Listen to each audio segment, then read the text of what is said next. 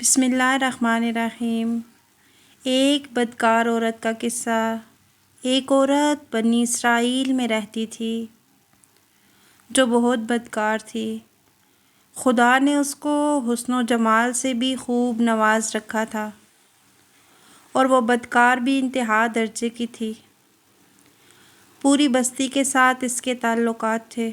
وہ اتنی بڑی مالدار ہو گئی کہ اس نے اپنے لیے بڑا محل بنوایا اور ایک تخت بنوایا جس پر وہ بن سنور کر ملکہ کی طرح بیٹھتی تھی، اور اس کے ساتھ غلط تعلق رکھنے والے پورے شہر کے امراء تھے۔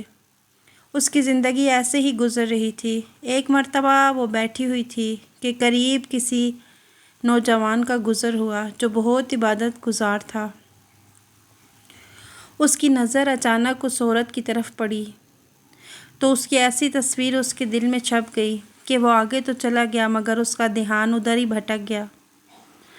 پھر وہ ذکر و تسبیح میں، تلاوت میں جب بھی بیٹھتا تو اس کا دل ہی نہیں لگتا تھا، اور اس نے روزے بھی رکھے لیکن دل سے خیال نہ نکلا۔ اس نے اپنے آپ کو تکلیف بھی پہنچائی لیکن اس کا خیال نہ نکلا۔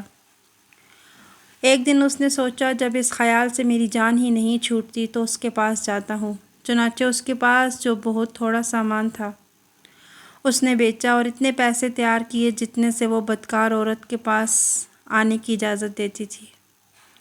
وہ عورت کے پاس چلا گیا اور اس کو پیسے دے کر اس کے پاس چارپائی پر بیٹھ گیا۔ اچانک اسے خیال آیا کہ میرا اللہ مجھے اس حال میں دیکھ رہا ہے کہ میں اس عورت کے ساتھ بیٹھا ہوا ہوں، تو اس کے دل میں اللہ کا ڈر غالب آ گیا اور نوجوان نے کانپنا شروع کر دیا۔ عورت اس سے پوچھنے لگی، تم کیوں کانپ رہے ہو؟ تمہارا چہرہ پیلا کیوں ہو گیا؟ اس نے کہا کہ بس میری طبیعت ٹھیک نہیں۔ عورت نے کہا، پھر تم جس مقصد کے لیے آئے ہو وہ مقصد پورا کرو اور چلے جاؤ۔ نوجوان نے کہا، نہیں۔ وہ بڑی حیران ہوئی کہ آج تک میں نے ایسا کوئی مرد نہیں دیکھا جو میرے ساتھ برائی کیے بغیر چلا جائے۔ نوجوان نے کہا، میں جاتا ہوں۔ اس نے کہا، اچھا تم اپنا نام بتاؤ۔ نوجوان نے بتایا، میرا نام فلاں ہے اور میں فلاں بستی میں رہتا ہوں۔ میرے دل میں یہ خیال آ رہا ہے کہ میں نے اتنی عمر مصلی پر بیٹھ کر گزاری، آج اگر اللہ مجھے تیرے ساتھ بیٹھے ہوئے دیکھ رہا ہے تو اس پر مجھے کتنا زیادہ گناہ ملے گا۔ چنانچہ وہ شخص چلا گیا اور وہ عورت کے دل میں ندامت پیدا ہوئی اور وہ کہنے لگی کہ اب میں کیا کروں؟ حضرت موسیٰ علیہ السلام سے پوچھتی ہوں کیا میرے لیے بھی توبہ کی کوئی صورت بنتی ہے؟ وہ اپنے گھر سے نکل پڑی۔ اب اس کو بستی کا ایک بندہ پہچانتا تھا۔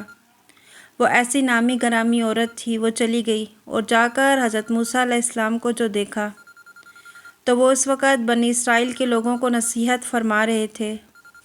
عورت نے کسی آدمی کے ذریعے پیغام بھیجا کہ میں آپ سے ملنا چاہتی ہوں۔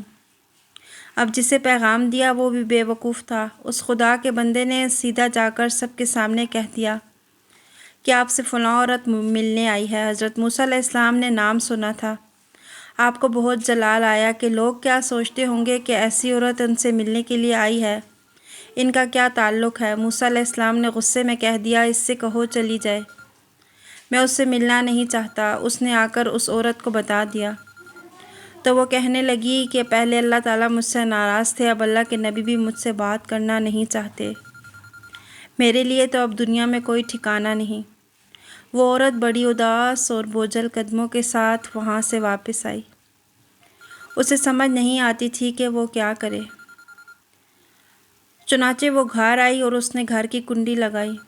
اس نے اپنے کسی بڑے سے سنا ہوا تھا، بندہ جب اپنے رب کو منانا چاہے تو اس کو چاہیے کہ وہ اس کے سامنے سجدہ کرے۔ چنانچہ اسے اور کوئی طریقہ نہیں آتا تھا۔ وہ اللہ کے سامنے سجدہ کرنے لگی اور وہ دل سے کہہ رہی تھی، اے اللہ میں تیرے سامنے جھک رہی ہوں، یا اللہ میرا کوئی نہیں تیرے سوا پوری دنیا میں، اور کوئی نجات کا راستہ نظر نہیں آتا۔ پھر اللہ کی شان دیکھیے، اس کے دل میں خیال آیا کہ میں عورت ذات ہوں، اکیلی مکان میں رہتی ہوں، میری خادمہ ہے، اگر میں نیت کر بھی لوں تو جتنے لوگوں نے میرے ساتھ بدکاری کی ہے وہ مجھے رہنے نہیں دیں گے، بہتر ہے کہ میں اس جگہ کو چھوڑ کر چلی جاؤں۔ اس نے اپنے آپ کو ایک سادہ سے کپڑوں میں لپیٹا تاکہ کوئی اس کے حسن و جمال کو نہ دیکھے کہ یہ کون جا رہی ہے۔ پھر اس عورت نے سوچا کہ عورت ذات ہوں، کہاں جاؤں۔ دل میں خیال آیا کہ وہ جو نوجوان تھا جس کے دل میں اللہ کا اتنا خوف تھا، اس بندے کے پاس چلی جاؤں، کیوں نہ میں اس کی خادمہ بن کر رہ جاؤں، ممکن ہے کہ وہ مجھے نکاح میں قبول کر لے۔ یہ اس بستی کی طرف چل پڑی، ڈھونڈتے ڈھونڈتے اس کے گھر پہنچی اور کہنے لگی کہ میں فلاں بندے سے ملنے آئی ہوں۔ انہوں نے کہا اس کا ذکر و عبادت کا معمول ہے اور وہ کمرے سے اتنے بجے نکلتا ہے، تم انتظار کر لو۔ چنانچہ اس عورت نے کہا اچھا۔ جب اس نوجوان نے دروازہ کھولا اور اس کی نظر اس عورت پر پڑ گئی تو نوجوان کو اپنا وہ وقت یاد آ گیا کہ جب میں اپنے مسلح کو چھوڑ کر اس کی چارپائی پر جا بیٹھا تھا۔ اس نوجوان کے دل پر خوف طاری ہو گیا کہ یہ میرا ایمان خراب کرنے تو نہیں آئی۔ اتنا خوف طاری ہوا کہ وہ وہیں پر گرا اور اس کی جان نکل گئی۔ اس کی وفات پر گھر والے بھی رنجیدہ تھے اور اس عورت کو بھی بڑا غم تھا۔ خیر 3 دن کے بعد اس عورت نے اس کے گھر والوں کو بتایا کہ میں تو اس نیت سے آئی تھی۔ انہوں نے کہا کہ اس کا ایک بھائی ہے، اگر تم مناسب سمجھو تو ہم اس سے پوچھ لیتے ہیں، اگر وہ تمہارے ساتھ نکاح کر لے تو تم اس سے نکاح کر لو۔ اس نے کہا ٹھیک ہے۔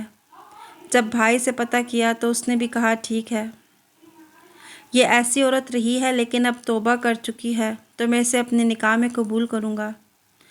چنانچہ اس کا اس مرد سے نکاح ہو گیا۔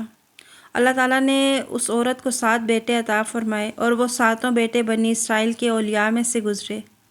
ایسی بدکار عورت بھی اگر توبہ کرتی ہے تو اللہ تعالیٰ اسے 7 ولیوں کی ماں بنا دیتے ہیں۔ وہ مولا کتنا کریم ہے۔ مزید ایسی اچھی ویڈیوز دیکھنے کے لیے ہمارے چینل کو سبسکرائب کیجیے گا۔ جزاکم اللہ خیرا کثیرا۔